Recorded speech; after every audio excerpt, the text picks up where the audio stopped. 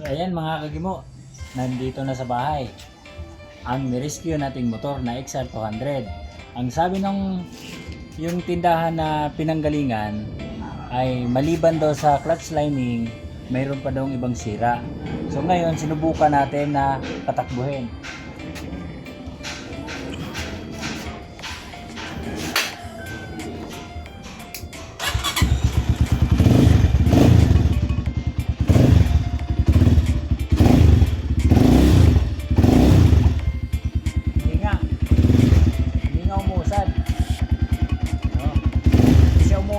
So ibig sabihin mayroong problema doon sa pagkabit ng lining.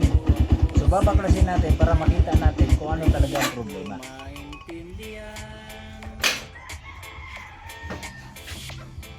Nakikipagsapalaran sa buhay na ang hintungan ay kawalan. Di numero ang galaw ng tao, bawat gawin ay may presyo. Loose thread, oh. Naku. Yan ang mahirap sa ano eh. Yung ginagamitan mo ng impact drive habang hinihigpitan mo. Ito kasi hindi mo kayang kontrolin yung lakas niya. Kaya mas maigi yung kakamayin mo pag hinigpitan kaysa magpapaluwag. Kasi pag paluwag, tanggal eh.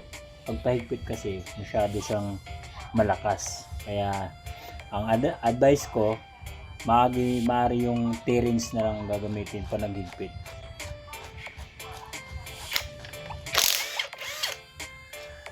Loose thread na eh. Sobrang sikip. Hindi ako ganyan maghigpit na ano. Lilipad ng hangin, pagkain sa araw-araw, hindi malaman paano Giniin ang pagkakasyain. gusto. Lalong yumayaman kapag mayaman, lalong naghihirap kapag mahirap. Oh, narito ako sa isang lugar na hindi ko maintindihan. Walang ginagawa ang mga walang awa, walang nagagawa kahit pa ngumawa, magmakaawa, bumaha ng mga luha.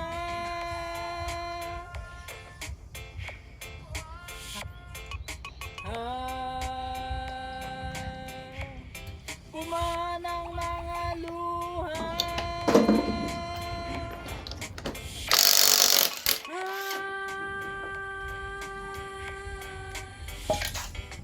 Narito ako sa isang lugar, tumatakas,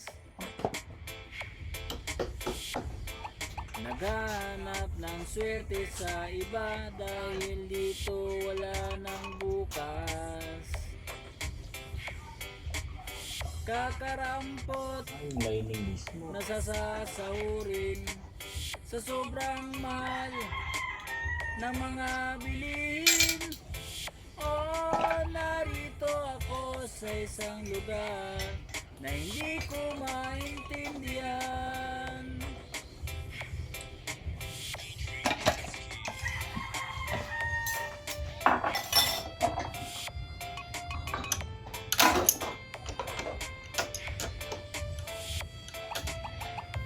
Yung lining mismo kinabit niya.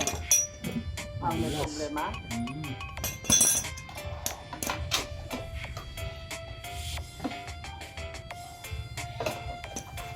Yung kanyang lining mismo ang ano, yung kinabit niya ang may problema.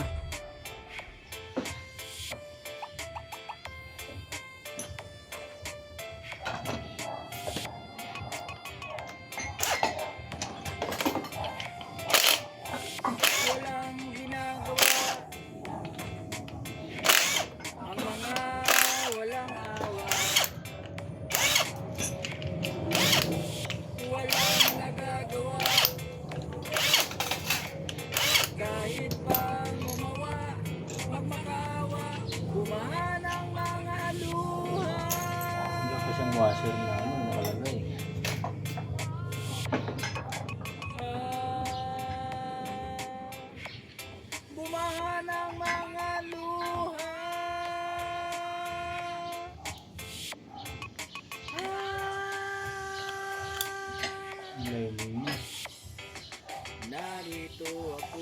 isang lugar na hindi ko maintindihan. Nakikipagsapalaran sa buhay na ang hantungan ay kawalan. Di numero ang galaw ng tao, bawat gawin ay may presyo. Oh, narito ako, oh, narito. Narito ako, supply nito. Ang problema niya yung ano, Oh, yung lining mismo. ako sa isang lugar. Hindi siya kumakapit yung lining. Maintindihan.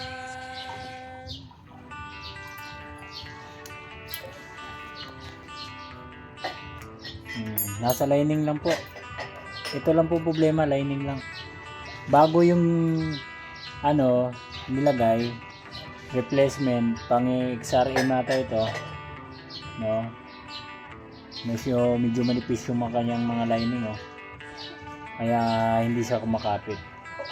So, kabitan natin ng ibang lining. Ayan po, confirm po talaga. Dahil nga po sa sira ng motor niya. Sigurado lining talaga ang problema. Kaya kinabitan ko na po ng 6-pack para sigurado ang arangkada.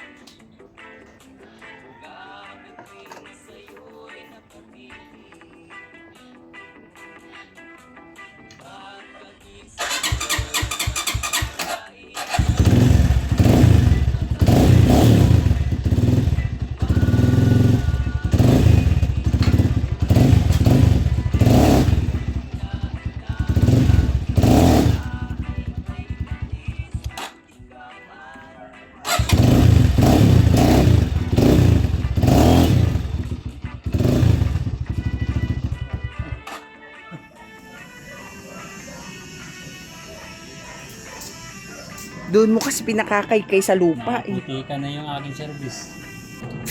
Ang advice ko sa mga mekaniko or sa may-ari ng mga motor na kagaya nito, mga enduro, dapat huwag na kayo maglagay ng replacement na lining. Kasi may mga lining na sobrang malala pa sa pagka-replacement. Mabuti na lang nagpa-rescue, ayun. Ang problema lang po talaga niya ay lining. So madali lang naman po gagawin na yan.